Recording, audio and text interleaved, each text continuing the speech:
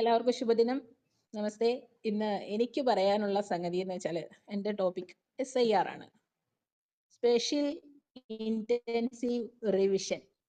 നമ്മുടെ വോട്ടർ പട്ടികയുമായി ബന്ധപ്പെട്ടിട്ട് നമ്മളിവിടെ പല റീഫോംസും കൊണ്ടുവരുമ്പോൾ, അതായത് നമ്മുടെ രാജ്യത്തെ ആൾക്കാരെ കൃത്യമായി ഐഡന്റിഫൈ ചെയ്യാൻ, നമ്മുടെ രാജ്യത്തിന്റെ വിഭവങ്ങൾ ആർക്കൊക്കെ ലഭിക്കണം എന്നുള്ള കാര്യത്തെ ഈ അടുത്ത സമയങ്ങളിലായിട്ട് വളരെ നാളുകൾക്ക് ശേഷം വീണ്ടും ഒന്നുകൂടി നമുക്ക് എന്താ പറയുന്നത് സ്ക്രൂട്ടനൈസ് ചെയ്യാൻ സാധിക്കുന്ന ഒരു സിറ്റുവേഷൻ കൂടിയാണ് ഈ SIR എന്ന് പറയുന്നത്. ശരിക്കും ഇതിന് നമ്മൾ നന്ദി പറയേണ്ടത്, കേൾക്കുന്നുണ്ടോ? എനിക്കിവിടെ പൂവർ കണക്ഷൻ കാണിക്കുന്നുണ്ട്, അതുകൊണ്ട് ചോദിക്കുന്നേ. ശരിക്കും നന്ദി പറയേണ്ടത് രാഹുൽ ഗാന്ധിക്കാണല്ലേ? ഞാൻ ആ പോയിന്റിലേക്കാണ് വരുന്നത്. രാഹുൽ ഗാന്ധിക്കാണ് നമ്മൾ ശരിക്കും പറഞ്ഞാൽ ഇതിന് നന്ദി പറയേണ്ടത്. ആ വോട്ട് ചോരി എന്ന് പറയുന്ന ക്യാമ്പയിൻ ഇന്ന് നമ്മുടെ ജനാധിപത്യ വ്യവസ്ഥയെ വളരെ മനോഹരമായി പ്യൂരിഫൈ ചെയ്യാൻ പോകുന്ന ഒരു മനോഹരമായ കാഴ്ചയാണ് കാണുന്നത്. നമ്മള് ഭയങ്കരമായി പ്രശ്നങ്ങൾ ഉണ്ടാക്കി ഒരു സംഗതിയെ ക്ലിയർ ചെയ്ത് ക്ലാരിറ്റിയിലേക്ക് കൊണ്ടുവരുന്നതിൽ നിന്നും വ്യത്യസ്തം രാഹുൽ ഗാന്ധി നമ്മുടെ രാജ്യത്ത് മ്യാൻമാറിലെങ്ങാണ്ടിരുന്നു ഒരു പ്രൊപഗാൻഡ ഉണ്ടാക്കിക്കൊണ്ടുവന്ന് നമ്മുടെ രാജ്യത്തെ ജനാധിപത്യ വ്യവസ്ഥകളെ പണ്ടും ഇവർ ആക്രമിച്ചുകൊണ്ടിരുന്നത് തുടർന്നും വീണ്ടും ചെയ്യുന്ന ഒരു സിറ്റുവേഷൻ. ബീഹാറിലെ ഇലക്ഷൻ നോക്കുമ്പോൾ, ഇന്നിപ്പോ ബീഹാറിലെ ഇലക്ഷനെ കുറിച്ച് ചിന്തിക്കുമ്പോൾ നമുക്ക് കാണാൻ സാധിക്കും, കോൺഗ്രസ് എന്ന് പറയുന്ന പ്രസ്ഥാനത്തിന്റെ അഡ്രസ്സ് പോലും ബീഹാറിൽ പോയ ഒരു സിറ്റുവേഷൻ ആണ് കാണുന്നത്. മഹാഗഡ്ബന്ധൻ എന്ന് പറയുന്ന അവരുടെ ആ ഒരു എന്താ പറയുന്നേ ഒരു അലയൻസ്, ആ അലയൻസിലെ ഇന്നിപ്പം തേജസ്വി അദ്ദേഹത്തിനെ ഒരു കാര്യങ്ങളിൽ പോലും അടുപ്പിക്കുന്നില്ല എന്നും, എന്നിട്ട് വോട്ട് ചോരിയെ കുറിച്ച് ഇനി മിണ്ടിപ്പോകരുത് എന്നാണ് പറഞ്ഞു വെച്ചിരിക്കുന്നതെന്നും കൂടി നമ്മൾ മനസ്സിലാക്കണം. ഇപ്പൊ കോൺഗ്രസ് എത്രത്തോളം ബീഹാറിൽ മോശമായി എന്നുള്ള കാര്യം നമ്മൾ മനസ്സിലാക്കണം. പണ്ട് കാലഘട്ടങ്ങളിൽ സ്വാതന്ത്ര്യത്തിന് ശേഷവും അതിന് ഈ വരുന്ന ഘട്ടങ്ങളിലും ഈ പറയുന്ന മാതിരി ബീഹാറിൽ ഇന്ത്യൻ നാഷണൽ കോൺഗ്രസിന് ഉണ്ടായിരുന്ന ഒരു പ്രാമുഖ്യം വലുതായിരുന്നു. പക്ഷെ ഇന്നിപ്പോ അതില്ല, ആ ഒരു സിറ്റുവേഷനിലേക്ക് എത്തി. ഇപ്പൊ ഇവര് വിചാരിക്കുന്നത് എന്താന്ന് വെച്ചാൽ, പണ്ട് കാലഘട്ടങ്ങളിൽ ഇലക്ഷനിലെ മാനിപ്പുലേഷൻ ചെയ്തുകൊണ്ടാണ് ഞങ്ങൾ ജയിച്ചിരുന്നത്. സ്വാഭാവികമായിട്ട് നമുക്കറിയാൻ സാധിക്കും, ആദ്യത്തെ ഇലക്ഷൻ മുതൽ കണ്ടാൽ അതിൽ വ്യക്തമായ ധാരണ നമുക്കുണ്ട്. ഫസ്റ്റ് ഇലക്ഷൻ മുതൽ പട്ടേൽജി ജയിച്ചു വന്നു, പക്ഷെ ഇവിടെ ആര് പ്രധാനമന്ത്രിയായി? നെഹ്റു പ്രധാനമന്ത്രിയായി. അപ്പം ഈ സംഗതി സീക്വൻസ് ഇങ്ങനെ നോക്കി വരുവാണെങ്കിൽ തീർച്ചയായിട്ടും അവർ ചെയ്തിരുന്ന മാനിപ്പുലേഷൻസ് ആണോ ഇന്ന് BJPയും ചെയ്തു പോകുന്നത് എന്നുള്ള ഒരു തോന്നലിൽ കൂടിയാണ് ഇത്രയും ഫ്രസ്ട്രേഷൻസ് ഈ രാഹുൽ ഗാന്ധിക്കും കൂട്ടർക്കും നമ്മുടെ ജനാധിപത്യ വ്യവസ്ഥയോട് ഉണ്ടാകുന്നത് എന്നുള്ളതിനകത്ത് യാതൊരു സംശയവും തർക്കവുമില്ലാത്ത കാര്യമാണ്. അപ്പം അതെവിടെ നിൽക്കട്ടെ. അപ്പൊ ഈ ബീഹാർ ഇലക്ഷനുമായി ബന്ധപ്പെട്ടിട്ട് തന്നെയുമല്ല, ഇന്ന് നമ്മുടെ രാജ്യത്ത് നമ്മുടെ വിഭവങ്ങൾ കഴിക്കുന്നവര് അന്യ നാട്ടിൽ നിന്നും കയറി വന്നത് ഈ റോഹിംഗ്യൻസും അതുപോലെ ബംഗ്ലാദേശികളും വളരെ കൂടുതലാണ്. അസ്സാമിനെ ഇപ്പം വളരെ എന്താ പറയുന്നേ ഭയങ്കരമായി പ്യൂരിഫൈ ചെയ്തുകൊണ്ടിരിക്കുന്ന ഒരു സിറ്റുവേഷൻ നമുക്ക് കാണാൻ സാധിക്കുന്നുണ്ട്. ആ സംഭവം നമ്മുടെ രാജ്യത്താകമാനം ചെയ്യേണ്ടതാണ്. ഒരു മമത നമ്മുടെ രാജ്യത്തിനോട് ചെയ്തു വെച്ചിരിക്കുന്ന ദ്രോഹം വളരെ വലുതാണ്. അപ്പൊ സ്വാഭാവികമായിട്ടും ഈ വക കാര്യങ്ങളിൽ നമ്മൾ ഒന്ന് ക്ലിയർ ചെയ്യാൻ വേണ്ടിയിട്ടാണ് CAA NRC പോലെയുള്ള നിയമങ്ങൾ, ഒരു പൗരത്വ രജിസ്റ്റർ നമ്മുടെ രാജ്യത്തിന് വേണം എന്ന ചിന്തയിൽ ഇവിടെ ഇംപ്ലിമെന്റ് ചെയ്യാൻ തുടങ്ങിയപ്പോൾ ഇവരെല്ലാവരും കൂടി ഒറ്റക്കെട്ടായി നിന്ന് ഈ രാജ്യത്തിനോട് എതിർക്കുകയാണ് ചെയ്തത്. കാരണം ഇവരുടെ വോട്ട് ബാങ്ക് അന്യരാജ്യങ്ങളിൽ നിന്നും കയറി വന്ന ഒരു പറ്റം ആൾക്കാർക്ക് വേണ്ടിയിട്ട് ഉണ്ടാക്കി വെച്ചിരിക്കുന്ന ഒരു വോട്ട് ബാങ്ക് ഉണ്ടായിരുന്നു. അപ്പൊ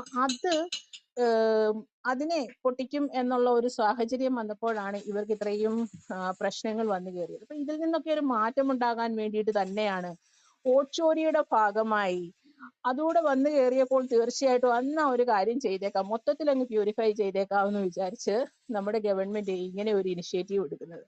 സ്വാഭാവികമായിട്ടും അതിന്റെ ഭാഗമായിട്ട് ഇന്ന് SIR വരുമ്പോൾ നമ്മൾ ആദ്യം കണ്ടതാണ്. ഫസ്റ്റ് ഘട്ടം നമുക്ക് ബീഹാറിലാണ് ചെയ്തത്.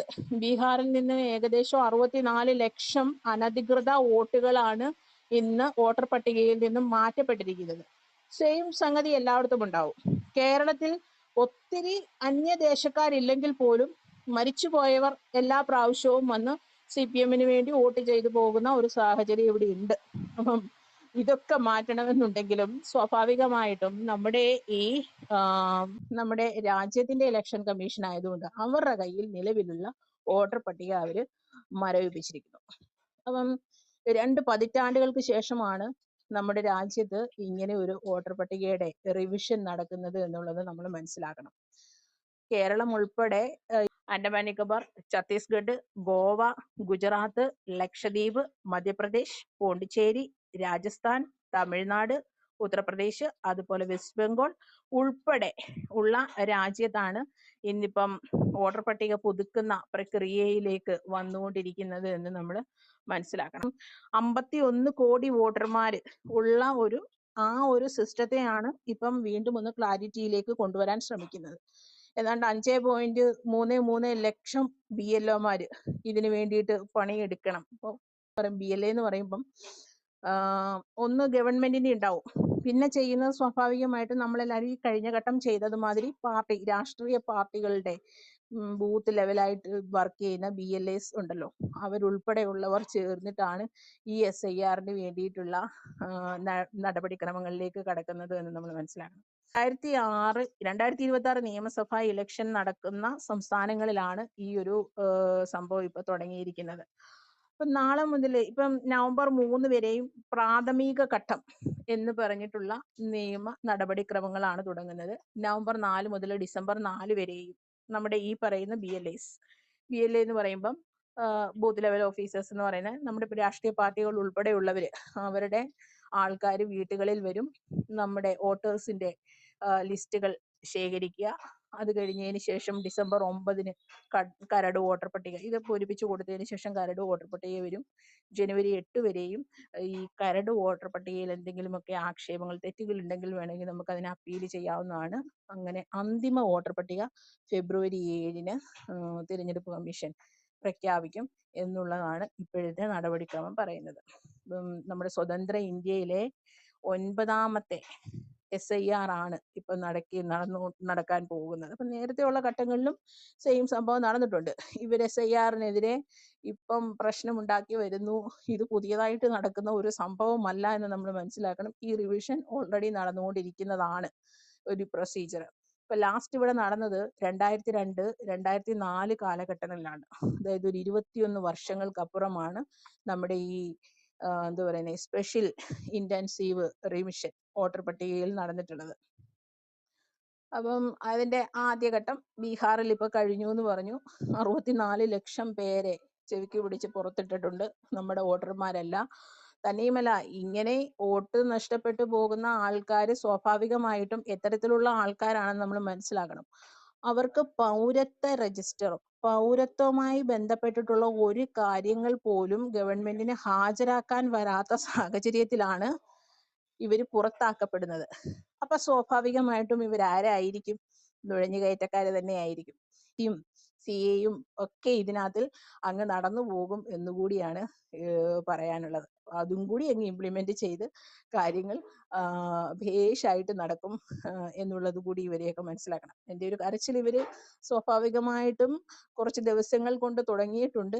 ഇപ്പൊ ഇന്നൊക്കെ ഇത് തുടങ്ങിക്കഴിഞ്ഞതുകൊണ്ട്, നടപടിക്രമങ്ങളായതുകൊണ്ട് സ്വാഭാവികമായിട്ടും ഇനി അടുത്ത കുറച്ച് ദിവസങ്ങൾ വളരെ വലിയ ഒരു കരച്ചിൽ കേൾക്കാം എന്ന് നമ്മൾ പ്രതീക്ഷിക്കണം. അപ്പം ഇത് ചെയ്യുന്ന എങ്ങനെയാന്ന് വെച്ചാൽ 2002 പുറത്തിറങ്ങിയ നമ്മുടെ വോട്ടർ പട്ടികയുണ്ടല്ലോ, ആ വോട്ടർ പട്ടികയാണ് ശരിക്കും പറഞ്ഞാൽ പ്യൂരിഫൈ ചെയ്യാൻ പോകുന്നത് എന്നാണ് പറയേണ്ടത്.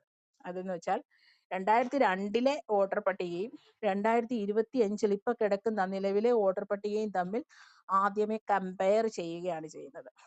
അപ്പം കമ്പയർ ചെയ്തിട്ട് അന്നത്തെ വോട്ടർ പട്ടിക 2025 വോട്ടർ പട്ടികയും തമ്മിൽ ഇങ്ങനെ കമ്പയർ ചെയ്യുമ്പോൾ 2002 വോട്ടർ പട്ടികയിൽ ഉൾപ്പെട്ട ആർക്കും, അതായത് 2002 ആദ്യത്തെ നമ്മുടെ ബേസ് വോട്ടർ പട്ടിക, ആ വോട്ടർ പട്ടികയിൽ ഉൾപ്പെട്ട ആർക്കും പുതിയതായിട്ട് രേഖകളൊന്നും ഹാജരാക്കേണ്ടത് ആവശ്യമില്ല. പക്ഷേ അതിനുശേഷം വോട്ടർ പട്ടികയിൽ പേര് ചേർക്കപ്പെട്ടവർ ആധാർ അടക്കമുള്ള അല്ലെങ്കിൽ പൗരത്വം തെളിയിക്കാനുള്ള രേഖകളും ഹാജരാക്കേണ്ടി വരും. പക്ഷേ തിരഞ്ഞെടുപ്പ് കമ്മീഷൻ പറയുന്നത് കേരളത്തിൽ ഉൾപ്പെടെ 80% ആൾക്കാർക്കും അങ്ങനെ ഒരു രേഖകൾ ഹാജരാക്കേണ്ടി വരില്ല എന്ന് പറയുന്നു. അപ്പം പിന്നീട് വന്നവരുടെ മാത്രം കൊടുത്താൽ മതിയല്ലോ. അപ്പൊ ഈ മാറ്റുന്നത് തന്നെ 3 ഘട്ടമായിട്ടാണ് ചെയ്യുന്നത്. അതിനെ 3 വിഭാഗങ്ങളായിട്ട് വിഭജിച്ചിട്ടാണ് ഇവർ ചെയ്യുന്നത്. അന്ന് 3 രീതിയിൽ 87 മുമ്പ് ജനിച്ചവരെ ഒരു വിഭാഗത്തിലും 87 2004 ഇടയിൽ ജനിച്ചവരെ 2ാം വിഭാഗത്തിലും 2004 ശേഷം ജനിച്ചവരെ 3ാം വിഭാഗത്തിലും ഉൾപ്പെടുത്തിയിട്ടാണ് ഈ ഒരു കമ്പാരിസൺ ചെയ്യുന്നത്. 2022 2025 വോട്ടർ പട്ടിക ഒത്തു നോക്കേണ്ട ചുമതല എന്ന് പറയുമ്പം ഈ ബൂത്ത് ലെവൽ ഓഫീസേഴ്സ് ആയിരിക്കും. അതായത് മീൻസ് അത് നമ്മുടെ ഈ പാർട്ടി രാഷ്ട്രീയ പാർട്ടിയുടെ ആൾക്കാരും ഒക്കെ ആയിരിക്കും ചെയ്യുന്നത്. അല്ലെങ്കിൽ തന്നെ BLAs ഗവൺമെന്റിന്റെ BLAമാരുണ്ട്. അടിപൊളി, താങ്ക് യു ടാ. ആ ഗിരീഷ് ഭായ്, കാരണം ഒരുപാട് ഇൻഫർമേഷൻസ് കിട്ടി. ഒരുപാട് എന്തൊക്കെ ഡീറ്റെയിൽസ് ഉണ്ടായാലും ഇവിടെ നമുക്ക് വോട്ട് ചെയ്യാൻ പറ്റൂ ഇല്ല എന്നുള്ള രീതിയിലുള്ളത് വ്യക്തമായിട്ട് തന്നെ പറഞ്ഞു തന്നു. ഒരു ഫേസ്ബുക്ക് പോസ്റ്റ് കൂടി പ്രതീക്ഷിക്കുന്നു. Thank you. നിന്ന സ്ഥലം ഒന്ന് മാർക്ക് ചെയ്തോടെ, നല്ല ക്ലിയർ ആയിരുന്നു. അനങ്ങരുത്, അടുക്കളയെന്ന് വിളിച്ചാലും അവിടെ തന്നെ നിന്നോ.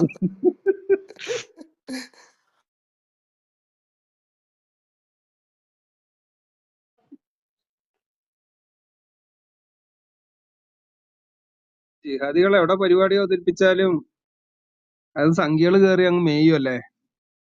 SIR കേസിലും അത് തന്നെയല്ലേ സംഭവിച്ചത്. ഇവര് വോട്ട് കൂടി അത് സുഹിത് വൻ ചതിയാണ് കേട്ടോ. കാരണം വെച്ചാൽ കണ്ണൂരില് ഈ ബാഹുബലിക്കൊക്കെ മാത്രമേ ആൾക്കാരെ കാണാൻ പറ്റുന്ന ഒരു അവസരമായിരുന്നു ഈ പറയുന്ന ഇലക്ഷൻ ഡേറ്റ് ഒക്കെ. അതൊക്കെ നശിപ്പിച്ചപ്പോ സമാധാനായില്ലേ. മോശമാണ് കേട്ടോ. ലോകത്ത് ഈ ഒരു പ്രതിഭാസം കൂടെ അവിടെ മാത്രമേ ഉണ്ടായിരുന്നുള്ളൂ. തിരിച്ചു വരുന്നത്. ഞങ്ങളെ അവിടെ ഒരു തമാശയായിട്ട് പറയും, അള്ളാ എന്റെ ചങ്ങായി വന്നിട്ട് എന്നെ കാണാണ്ട് പോയി കളഞ്ഞല്ലോ എന്ന് പറഞ്ഞു. നിങ്ങള് വോട്ടും ചെയ്ത് പോയി കളഞ്ഞല്ലേ. മോശമാണ് സുഹിത്തേട്ടാ, ഇതൊക്കെ മോശമാണ് കേട്ടോ.